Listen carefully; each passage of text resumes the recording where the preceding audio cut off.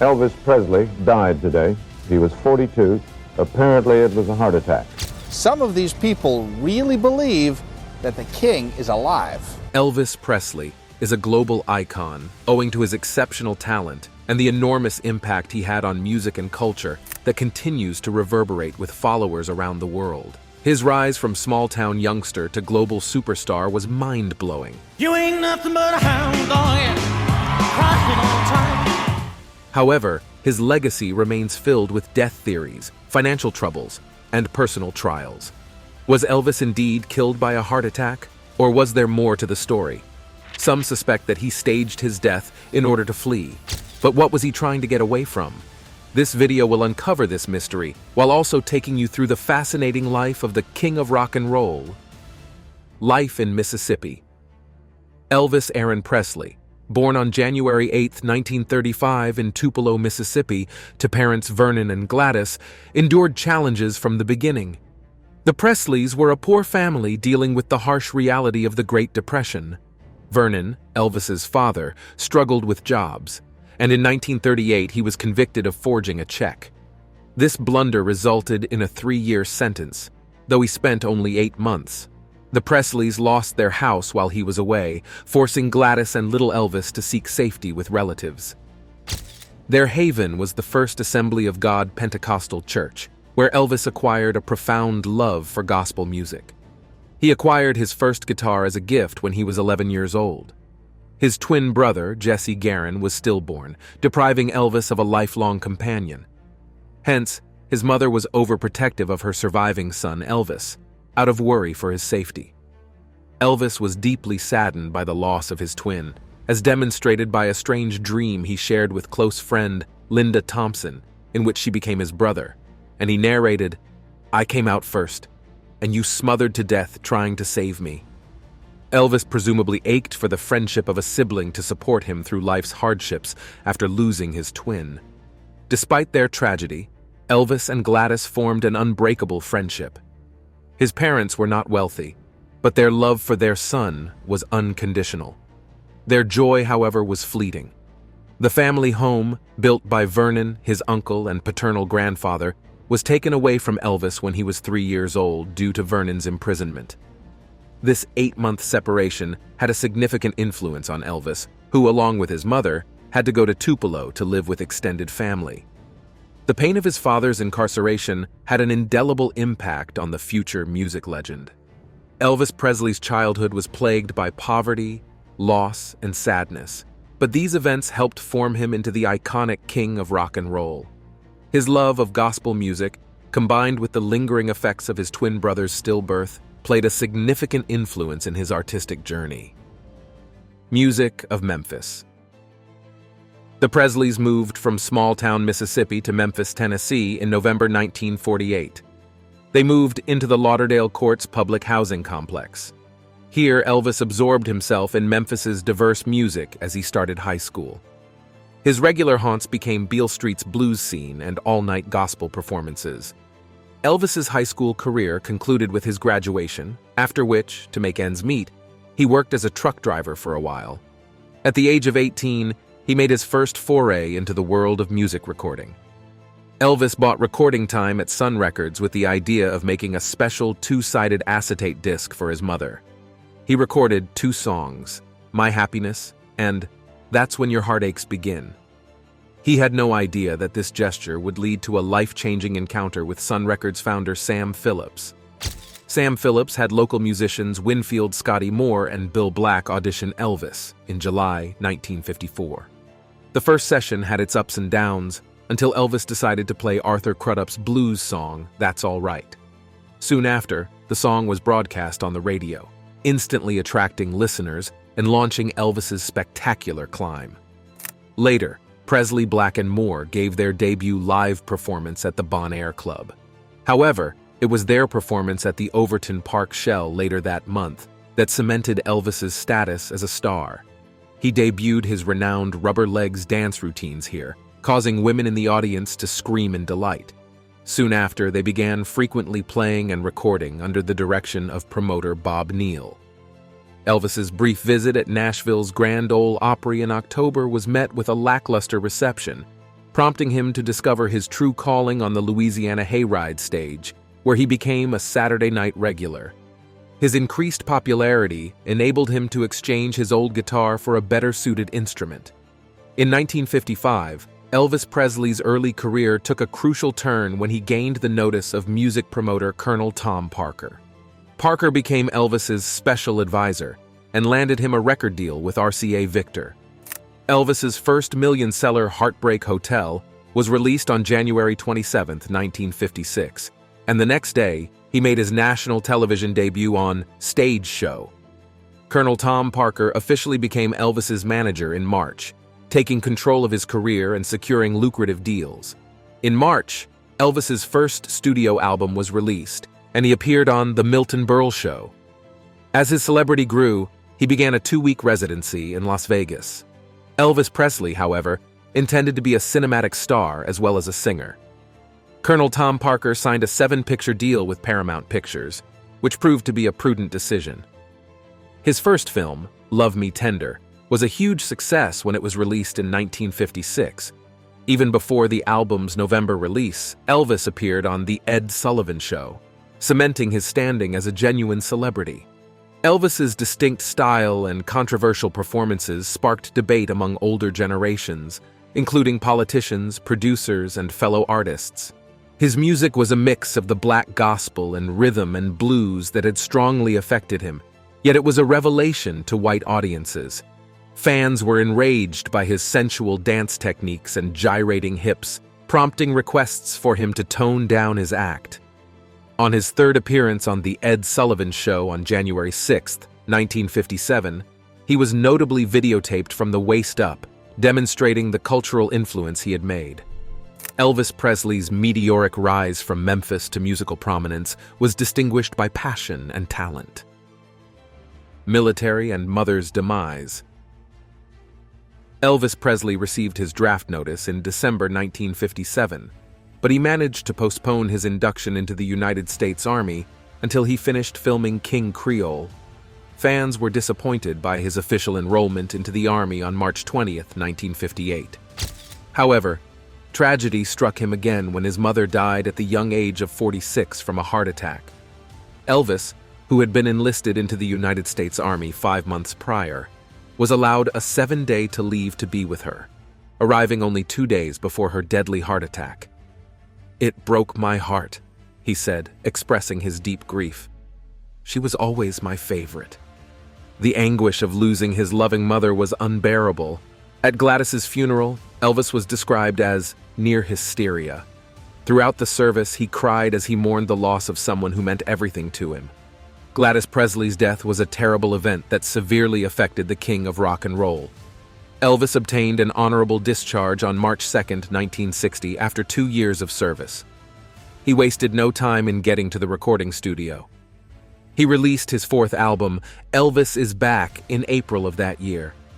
Elvis, on the other hand, did not quit the silver screen, releasing both the picture and music for GI Blues in 1960. Throughout the decade, he juggled film parts, averaging 3 per year, and frequently contributed to their soundtracks. Blue Hawaii, Girls, Girls, Girls, and Viva Las Vegas are among his most famous films. Elvis Presley aspired to return to his musical origins after his Hollywood sojourn. He graced us with the '68 Comeback Special, reigniting his music career and reminding the world that the king was still in his prime in a magnificent comeback. In 1969, Elvis began on a run of sold-out Las Vegas performances, capturing audiences with his timeless charisma. However, this was also the beginning of his problematic substance abuse problems, drug addiction, and troubled love life.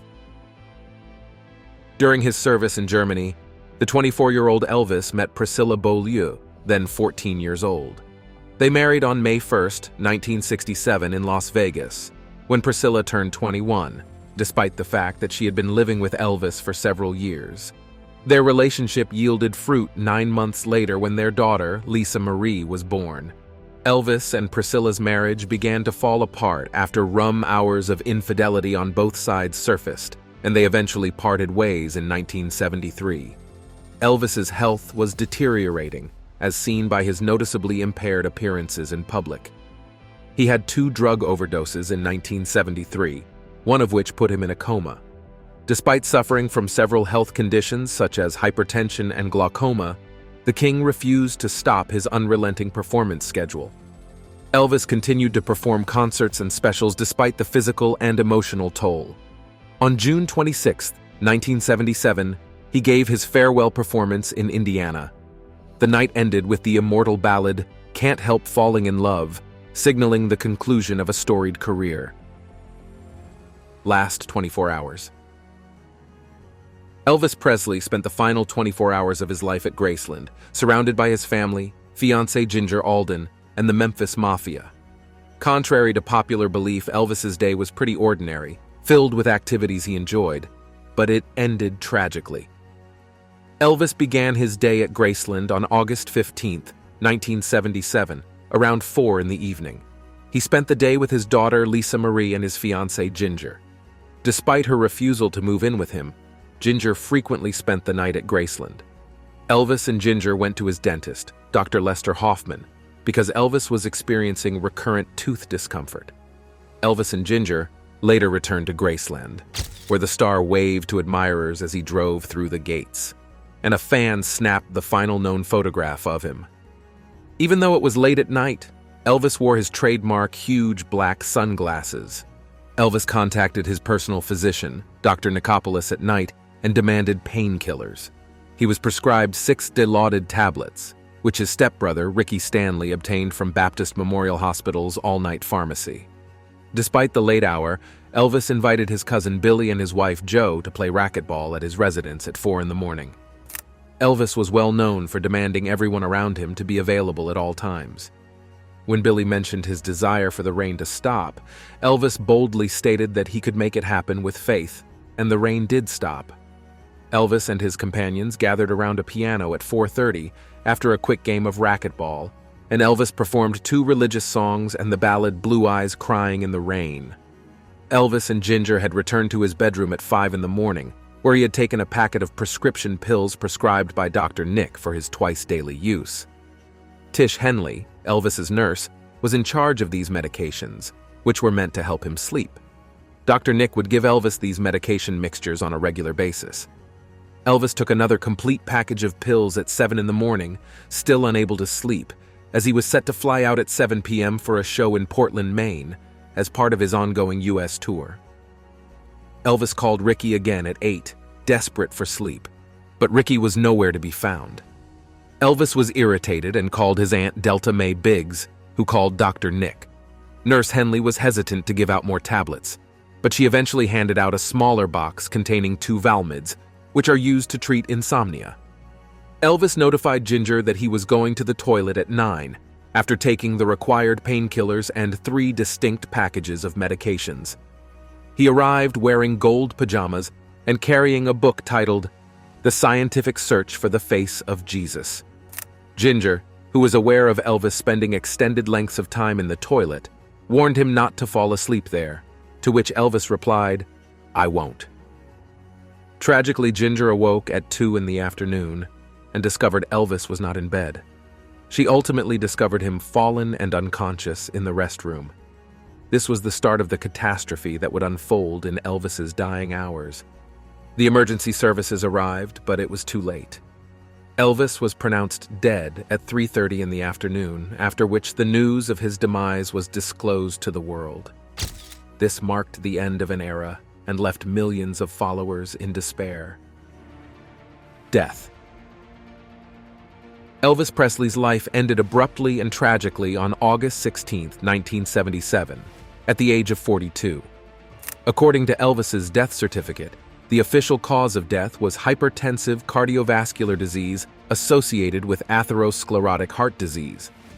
In layman's terms, the king of rock and roll was killed by a heart attack. However, this remark sparked controversy and suspicion, with several fans and even an ABC TV news producer speculating that his death was caused by a fatal combination of potent prescription medicines. Jerry Francisco, Tennessee's chief medical examiner, vehemently supported the stated cause of death. He said that the prescription medications found in Elvis's bloodstream had nothing to do with his death. Francisco brazenly said that Elvis would have died of heart disease, even if these medications had not been available. However, the truth behind Elvis's death is significantly more complicated. Subsequent investigations uncovered a more sinister truth. Elvis, like many other celebrities of the time, was heavily reliant on a mixture of prescription drugs. The toxicology results revealed concerning findings, including increased quantities of powerful narcotics in his blood, such as Dilaudid, Percodan, Demerol, Quaaludes, and codeine. The Presley family chose a private autopsy, which resulted in the sealing of facts regarding his cause of death. It was later revealed that two pathologists engaged in the case were skeptical of the reported cause of death, feeling it was a cover-up. Many believe that it would have been a tremendous damage to Elvis's image if it had been discovered that the rock star, who had been honored with a special badge by President Richard Nixon's Bureau of Narcotics and Dangerous Drugs, had died of a heroin overdose. The death of Elvis Presley remains a subject of dispute and mystery. While his death certificate blames heart illness, lingering questions and the shadow of prescription drug misuse continue to put a cloud over the king's final chapter. The suspicious doctor. The facts surrounding Elvis Presley's death were far from clear. Elvis's stepbrother, David Stanley, vividly remembered the level of drug misuse, highlighting that it mostly involved prescribed drugs.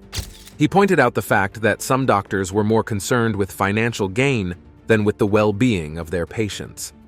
One doctor in particular held a great deal of responsibility.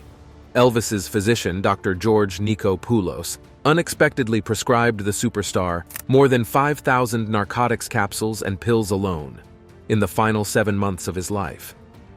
In 1980, Nikopoulos faced legal charges in connection with Elvis's case and the cases of 19 other patients who had been overprescribed. The most shocking of the charges was that he prescribed 12,000 medications for Elvis in the 20 months preceding up to his death. Many people were surprised when he was cleared of all counts by 1981. Decades later, Priscilla Presley revealed her husband's drug addiction in Elvis Presley, The Searcher. She said that Elvis's drug addiction stemmed from his service in the army, where soldiers were given medicines to keep them awake. It was a terrible revelation, illustrating Elvis Presley's complex and troubled relationship with the drugs that contributed to his early death. The financial struggles and inheritance. The king of rock and roll, Elvis Presley, left a complicated financial legacy. Despite his enormous profits during his lifetime, Elvis struggled with financial management. When he sadly died, his financial situation was precarious. Elvis Presley's net worth at the time of his death was only $5 million, which, adjusted for inflation, would be roughly $25 million today. This may appear to be a large number, but it paled in comparison to his anticipated lifetime profits, which ranged from $100 million to a whopping $1 billion. During his lifetime, Elvis made major investments, including his cherished Graceland estate in Memphis, Tennessee. His financial problems, however, began to grow. He was in significant debt, owing more than $5 million while leaving $100 million bequest in his will to his daughter, Lisa Marie. Lisa Marie, who received the great majority of Elvis's wealth, faced serious financial troubles at the age of 25. Her bequest, which was supposed to ensure her future, included a sizable debt. Poor commercial agreements, financial mismanagement, and mistakes made by Elvis's manager, Colonel Tom Parker, compounded his financial difficulties. Elvis's financial condition deteriorated drastically in the years preceding up to his death, despite earning huge sums through his music, films, and live appearances. Lisa Marie Presley's inheritance was held in trust until she reached the age of 25, prohibiting her from obtaining the cash sooner. Her ex-husband, Priscilla Presley, also provided financial assistance, as well as a portion of the earnings from the sale of their Beverly Hills property. Elvis Presley's estate, now valued at roughly $300 million, consists mostly of his music catalog, the famed Graceland estate, and various Elvis-related products. Family's greed for money. Elvis Presley's rise to prominence was not without family squabbles. Some of his own relatives did not support him before he became the king of rock and roll. His ex-wife, Priscilla Presley, revealed in her memoir that certain family members referred to him as a sissy and a mama's boy. Despite his mother Gladys's constant encouragement, things changed significantly after Elvis became famous. Elvis frequently thought that his relatives just came to him for money. He showed his displeasure by adding, "The only time they visit is with their hand out," as Priscilla recalled. However, Elvis played a role in this dynamic by providing employment for other family members. His father Vernon took over as business manager, his cousin Patsy as secretary, and 3 uncles as personal assistants. Elvis wished to spend time with his family without having to worry about money, but he had reservations. He once informed Priscilla that they would continue to take advantage of him even after he died. His prognosis was correct. His father, grandmother Minnie Mae, and daughter Lisa Marie inherited his inheritance after his death. After Minnie Mae and Vernon died, Lisa Marie was left as the sole heir to Elvis's legacy. His turbulent relationship with prescription drugs, combined with financial difficulties and the pressures of celebrity, could be the source of his potential substance abuse. These things could have contributed to his terrible overdose and death. Conspiracy. The death of Elvis Presley sent shockwaves through the music industry, leaving countless admirers in despair. However, in the aftermath of his funeral, a steadfast number of skeptics arose, refusing to recognize the king's demise. They believed that the charismatic baritone had staged his own death in order to disappear from the spotlight. Throughout the last 4 decades, Elvis fans from all throughout North America have claimed sightings of the superstar, making speculations that he is still alive. 3 devoted fans founded the Elvis Sighting Society in 1989 to systematically document these reported sightings. Surprisingly, some claim that Elvis appeared as an extra in the 1990 blockbuster picture, Home Alone. Elvis Presley is hardly the only icon in pop culture whose admirers will not let go. Similar conspiracy theories have emerged in the aftermath of the untimely deaths of other celebrities, such as James Dean, who died in a vehicle accident, and Michael Jackson, who died from prescription drugs. In each case, devoted fans clung to the hope that their beloved superstars had escaped death. These immortal legends continue to enthrall individuals who find it difficult to say goodbye to their idols. Now it's time for today's subscriber pick. A short pause to bring you our subscriber's pick. Here's an image of Elvis Presley possibly on his deathbed. With many conspiracy theorists claiming to have seen Elvis and even some photographs as proof, do you believe any of these theories? Could Presley have faked his death to get away from the spotlight, or to chase spirituality and religion? Or is there some more sinister truth still hidden away? Let us know your thoughts in the comments. Did Presley fake his death? The idea that Elvis Presley faked his death has lingered for decades, driven by bizarre conspiracy theories. According to some proponents of this hypothesis, Elvis's ties to the mafia pushed him to stage his own death. Gail Brewer Giorgio, the author of Is Elvis Alive?, claims to have combed through thousands of FBI papers to back up her assertion that Elvis had to go into witness protection. According to Brewer Giorgio, Elvis became an undercover FBI agent in 1976 to infiltrate the Fraternity, a criminal organization consisting of multiple racketeers. The FBI allegedly approached Elvis because of his involvement with a member of the Fraternity in the sale of a plane. When Elvis's true identity was revealed, he was placed in witness protection to protect his life. It's worth noting, though, that the FBI's published papers on Elvis, which stretch from 1956 to 1980, included no mention of him assisting the FBI as an undercover agent. The majority of the records concern extortion cases and Elvis's adoration for the FBI. According to Elvis scholar Patrick Lacey, these data give no convincing evidence to support the claim that Elvis faked his death. Furthermore, they point out the contradictions in Elvis's family interviews and even his tombstone. Some say Elvis purposefully spelt his middle name Aaron rather than Aaron on his tombstone because it would have been considered taboo to reveal his real name. Those who argue that Elvis changed the spelling of his middle name later in life refute this claim. Despite the survival of these hypotheses, For the vast majority of people, Elvis's legacy remains intact. Nonetheless, Gail Brewer Giorgio remains steadfast in her belief that Elvis staged his death, arguing that her findings are founded on facts rather than feelings. The argument over Elvis's death continues, with some arguing that the king put his life on the line for an unknown reason. Spiritualism and Theosophy. Some say Presley withdrew from the public eye to pursue his interest in spiritualism and theosophy. Elvis Presley's spiritual views were deeper and more nuanced than many people realize. While his upbringing led to him being linked with Christianity, Elvis had a broader and more inclusive spiritual perspective. Elvis had a profound spiritual connection that transcended all religions.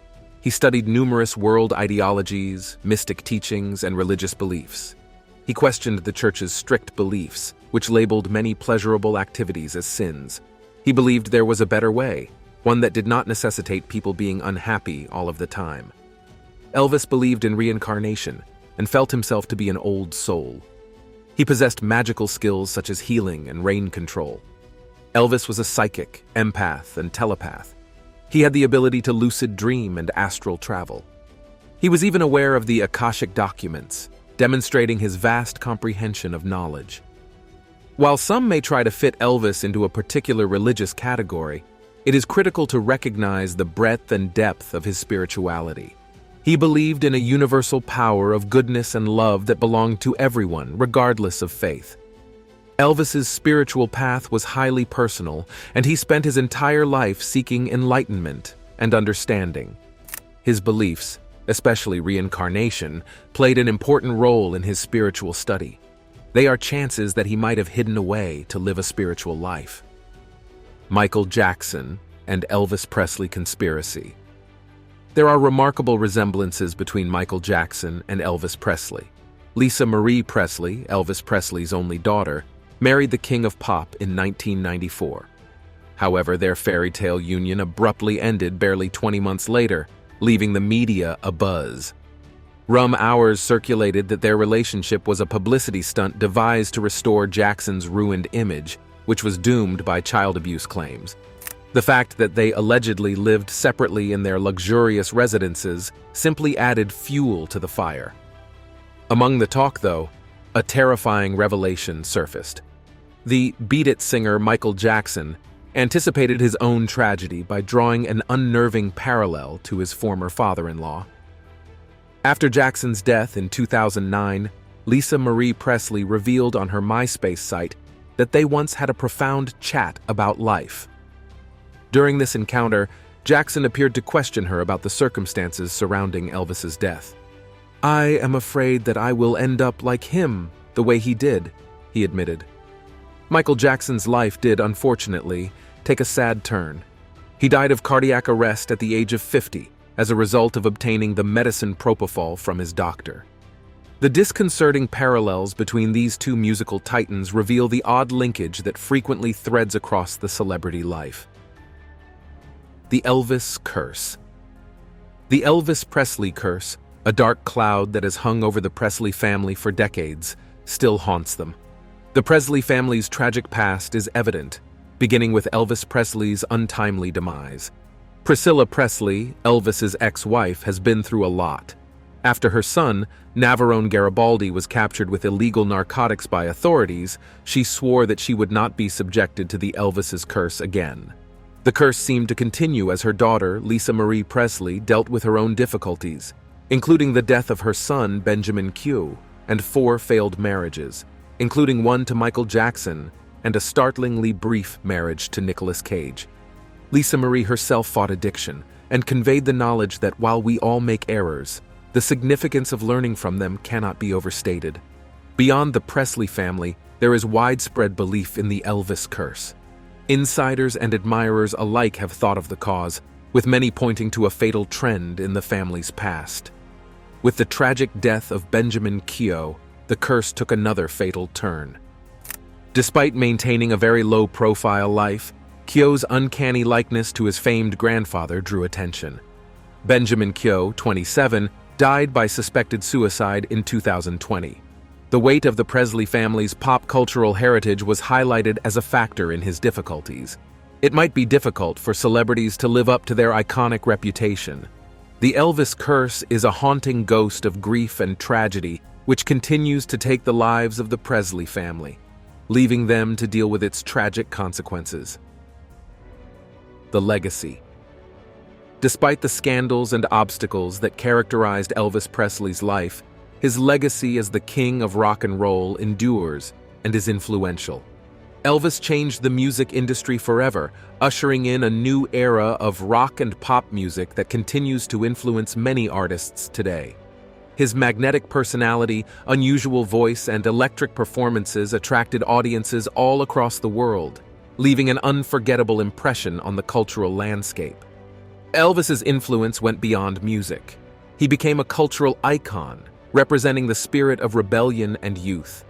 From his distinct dress to his signature dance steps, his style became synonymous with rock and roll itself. His impact on fashion and popular culture can still be seen today. Thanks for watching. See you in the next one.